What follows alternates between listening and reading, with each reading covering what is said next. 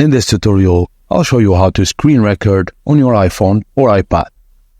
Once you enable the screen recording feature, capturing your screen is as simple as pressing a button, and here's how. On iPhones and iPads, without a home button, swipe down from the top right corner of the screen. On devices with a home button, swipe up from the bottom of the screen. Tap the record button in the control center. After a 3-second countdown, the record button will turn red and everything on the screen will be recorded. Even if it closes the control center, a red bar will appear at the top of the screen, indicating that the recording is active.